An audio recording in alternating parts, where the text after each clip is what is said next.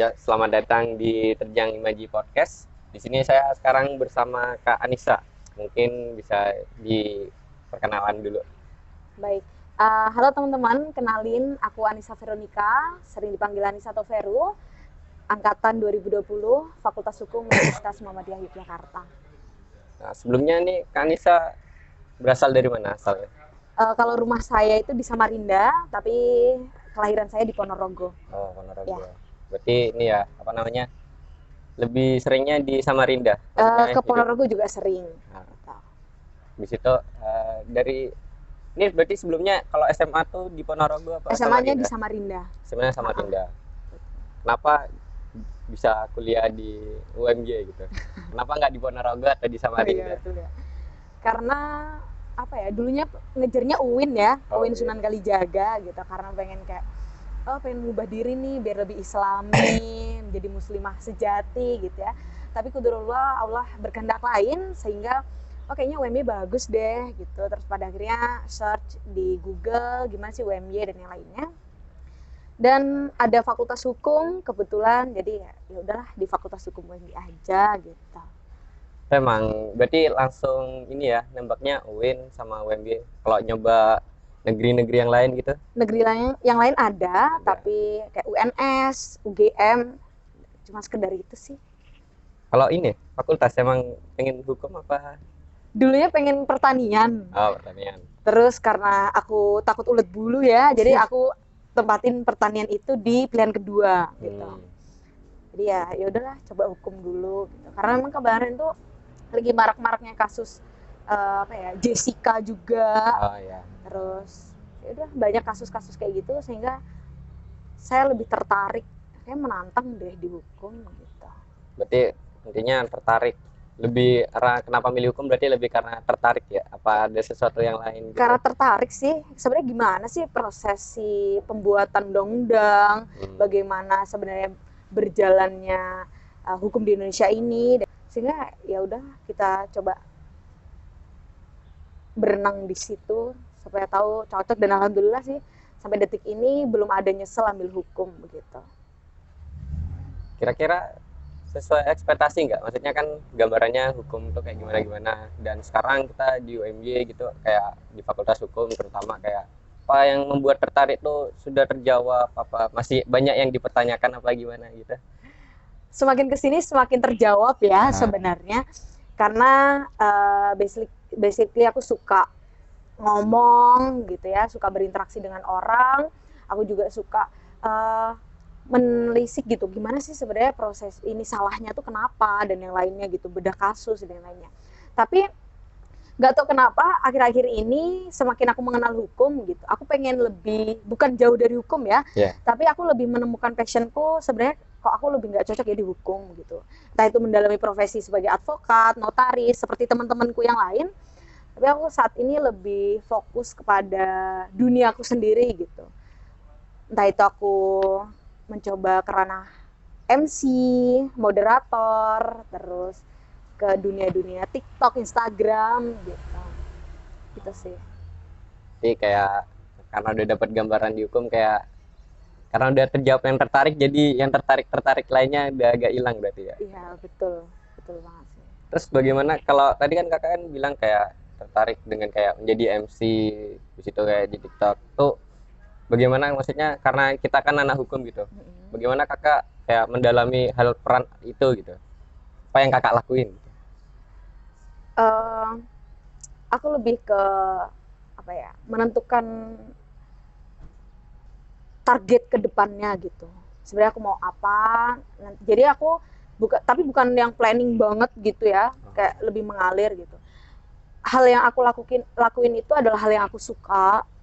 Jadi aku nggak mau ngelakuin hal-hal yang sekiranya aku terpaksa, terus aku kayak kok aku nggak nyaman banget ya di dunia kayak gitu, sehingga ya aku mencoba untuk memilah dan memilih untuk saat ini gitu.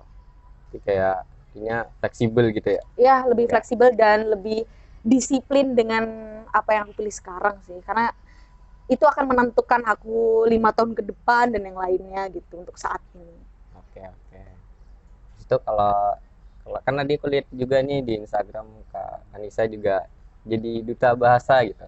Itu salah satu contoh apa yang kakak ingin lakukan, apa gimana juga kenapa melakukan hal itu gitu, Ya, motivasinya. oke. Untuk menjadi duta bahasa itu kebetulan pertama iseng ya, Oh iya. kayak wah keren nih kalau aku mencoba dunia duta di Yogyakarta. Kebetulan kalau di Samarinda dulu aku duta pemuda, terus coba di tahun 2022 aku memutuskan untuk mengikuti duta bahasa begitu. Karena ya tadi aku suka berkomunikasi, menjalin komunikasi dengan orang lain juga, kayaknya cocok deh duta bahasa. Terus pada akhirnya daftar, ikut, bergabung, dan sekarang alhamdulillah aktif juga di Ikatan Duta Bahasa DIY. Ya itu salah satu goalsku juga sih, aktif di organisasi internal dan eksternal kampus gitu. Tuh duta bahasa tuh gambarannya kayak gimana sih, kayak apa sih duta bahasa gitu? Kalau duta bahasa itu lebih ke ranah bagaimana sih kita menyosialisasikan pengutamaan bahasa Indonesia, pelestarian bahasa daerah, dan penguasaan bahasa asing. Itu, nah, dalam implikasinya pun, dalam implementasinya, kita sebagai duta bahasa itu dalam keseharian gitu. Bagaimana kita berbahasa dengan baik, terus bertutur kata, terus apa ya, tergabung dalam berbagai kegiatan kebahasaan seperti pengajar BIPA, terus apa ya, ngisi siniar tuh kalau bahannya podcast atau apa dan yang lainnya begitu. Itu sih sebenarnya. Kalau digabung sama kegiatan-kegiatan di kampus gitu, capek atau enggak ikut duta bahasa gitu?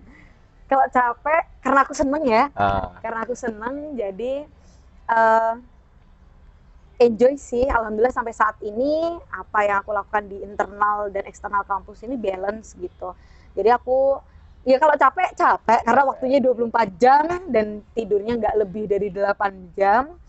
Tapi aku enjoy, selama ini aku enjoy, aku seneng, dan alhamdulillah tertata gitu. Waktu-waktu aku di duta, aku di organisasi internal kampus dan yang lainnya gitu. Nah, kalau dari kakak sendiri kan itu kan banyak ya, padat lah. Apalagi katanya emang beneran capek, tapi emang menikmati. Terus ngolah waktunya itu gimana? Sebenarnya aku bukan yang planner banget yang harus kutulis gitu ya. Karena orang-orang kadang ini bisa pasti gitu. Ditulis gitu. Aku enggak, tapi aku lebih ke mungkin karena aku udah 3 tahun ya hidup di dunia kampus, jadi alhamdulillah sekarang udah nggak perlu ditulis, nggak perlu apa, udah tahu nih ya jam segini harus kayak gini, harus kayak gini gitu. Dan kalau untuk ngebagi waktunya itu, jadi aku punya skala prioritas. Skala prioritasku seumpamanya nih, kalau memang organisasi kampus, bisa rapat. Alhamdulillahnya tuh untuk saat ini rapat-rapat itu menyesuaikan jadwal aku gitu. Jadi kayak semuanya di organisasi internal, aku megang ini, nanti jam sekian aja ya, nanti aku sesuaikan dengan teman-teman yang lain. Alhamdulillah oke juga. Terus nanti aku sesuaikan dengan jam kuliah, terus nanti aku di duta jam berapa, terus nanti aku rapatnya biasanya malam sampai larut malam gitu ya. Itu sih, tapi aku bersyukur dan aku seneng gitu. Kalau kemarin tuh kan juga jadi ini ketua Mataf tuh. Nah, tuh memotivasi menjadi ketua Mataf tuh gimana, Kak? Untuk menjadi ketua Mataf itu karena memang dorongan teman-teman juga ya, dari teman-teman angkatan juga dan teman-teman organisasi. Cobalah Nis, ayo mencoba hal baru gitu. Kita butuh seorang perempuan yang memang menjadi representasi pemimpin gitu. Pada akhirnya iyalah, aku ingin mencoba, kayak asik dan cocok deh ini Mataf ini, aku ambil dengan pengalamanku sebelumnya juga, sehingga ya udahlah.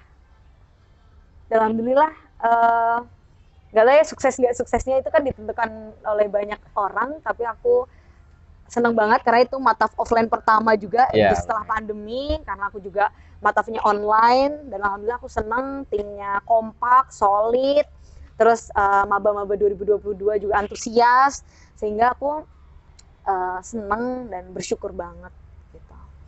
Ini yang menarik kalau bagi saya kan kayak kakak kan perempuan gitu, sebagai perempuan bisa memimpin gitu, itu gimana caranya kayak bisa sekeren itu gitu. Sebenarnya untuk menjadi, sebenarnya gini ya, banyaknya stigma dan stereotip yang ada tentang perempuan tuh nggak bisa loh jadi pemimpin. Ya. Perempuan pasti gagal ketika dia jalani event besar ataupun bahkan memimpin organisasi gitu. Nah, dari banyak kasus tersebut aku ngerasa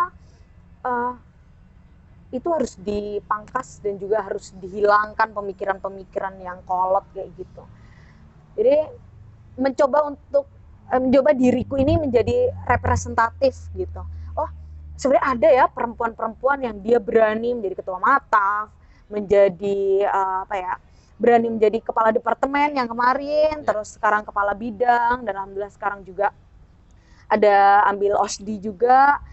Jadi aku ngerasa bukan masalah kamu kemaruk tuh apa ya? Rakus. Itu bukan enggak kayak gitu, tapi aku lebih sebenarnya perempuan tuh bisa loh gitu. Enggak cuma laki-laki yang dominasi menjadi pemimpin, tapi aku pengen menunjukkan tanpa aku, kalau berkoar-koar kan susah ya maksudnya.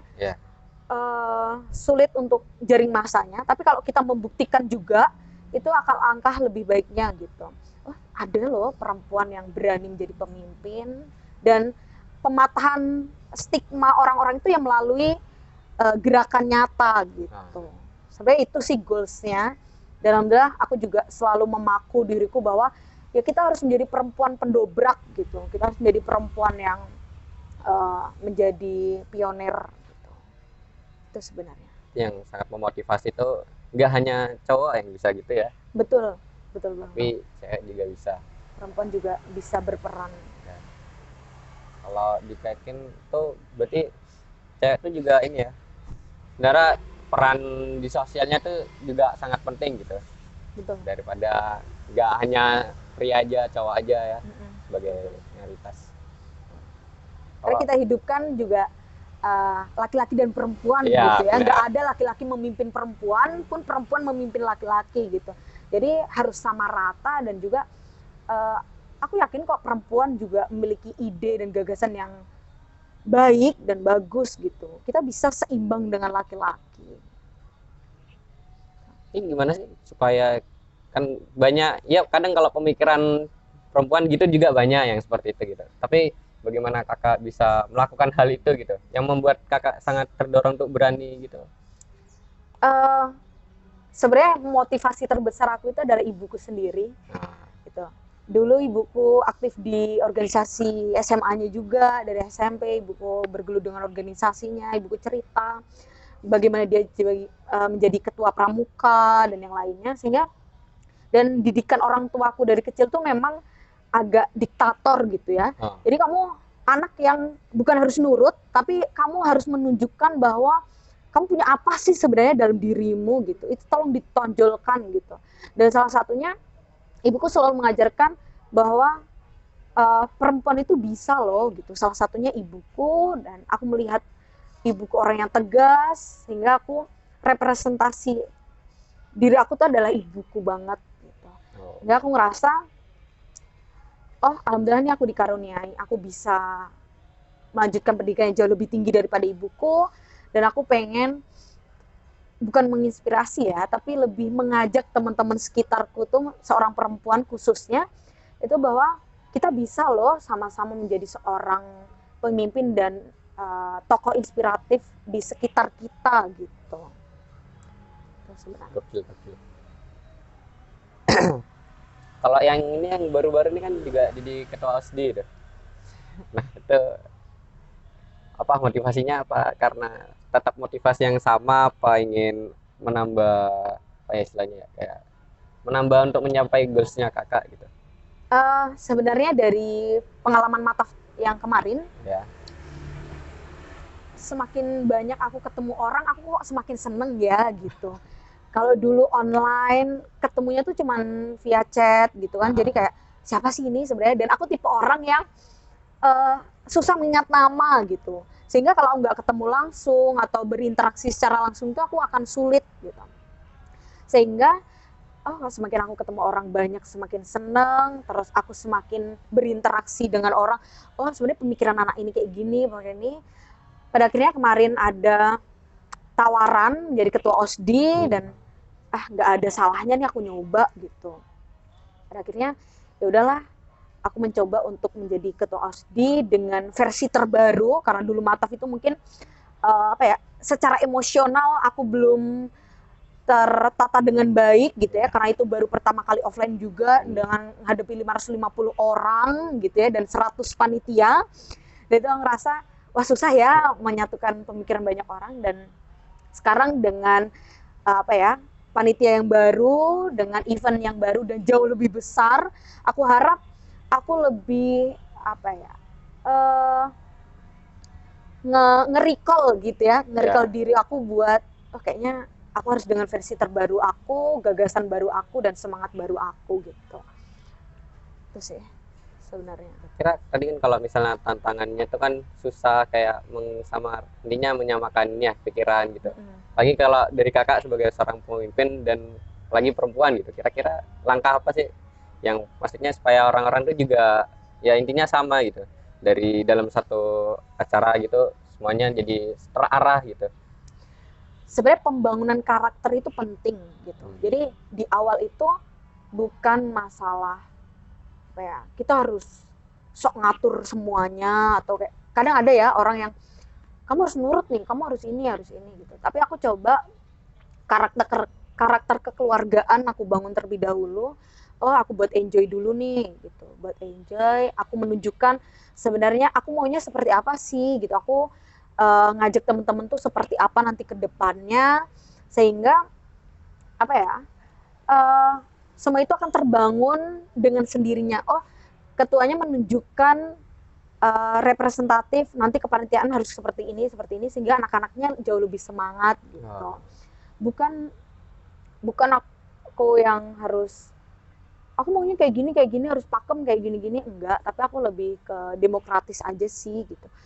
Tapi juga harus terarah ya gitu. Pasti. Harus terarah, dan aku harap di kepanitiaan tahun ini aku jauh lebih sabar, meningkatkan sabarku. Sebenarnya kalau semakin ketemu orang itu bukan masalah kita harus didengar, harus menjadi pemimpin, enggak, tapi aku harus lebih menunjukkan diri aku nih yang jauh lebih, kita menekan ego. Semakin banyak kita ketemu orang, kita semakin meninggikan ego. Kita harus semakin menjadi pendengar.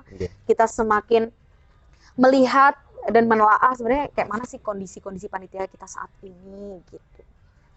Jadi dari ini ya, sistem kekeluargaan sendiri, dari kakaknya sendiri kayak mencontohkan ya aku seperti ini gitu. Betul. Lagi ya,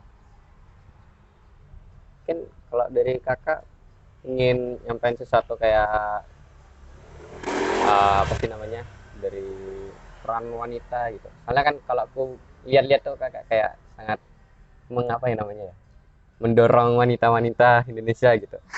Indonesia belum sejauh itu ya. Ya belum sejauh itu. Tapi peran kecil yang aku lakukan saat ini semoga bisa berdampak untuk perempuan-perempuan lainnya. Jadi aku punya kebetulan alhamdulillah aku tergabung dalam Ikatan Mahasiswa Muhammadiyah, di mana aku menjadi kepala bidang Imawati.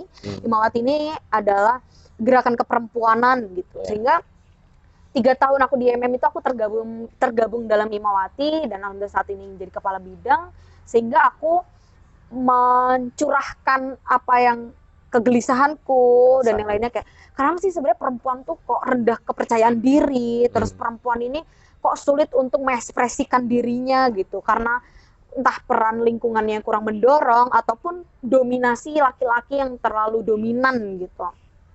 Sehingga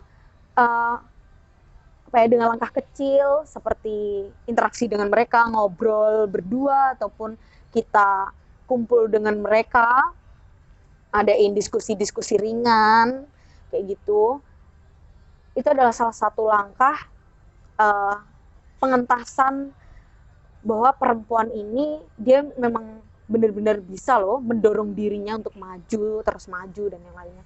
Sebenarnya adanya aku tertarik dengan itu karena banyaknya perempuan yang tertindas gitu, entah itu melalui lingkungannya, dirinya sendiri, ataupun dari perempuan itu sendiri gitu. Jadi aku terlalu sombong ketika diri aku hanya apa ya, menyuburkan diri aku saja gitu. Tapi aku tanpa mengajak teman-temanku yang lain. Sehingga dari situ aku, oh ayo loh, sebenarnya perempuan-perempuan di sekeliling aku ini perlu aku dorong, perlu aku ajak. Bahkan aku juga terinspirasi dari mereka juga. Sehingga ini menentukan bahwa ya dari gerakan kecil aku harap bisa berdampak besar bagi kehidupan orang, terkhusus perempuan-perempuan yang ada di sekitarku gitu. Ya mungkin itu sebuah poin terakhir yang mana ya intinya sebuah wanita tuh tidak boleh tertindas lah istilahnya, dan kita bisa mengubah pemikiran-pemikiran orang-orang yang kebanyakan laki-laki sangat mendominasi gitu. Mungkin tuh sekian dari kami, pertama dari Kak Anissa sebagai materi di sini atau sebagai narasumber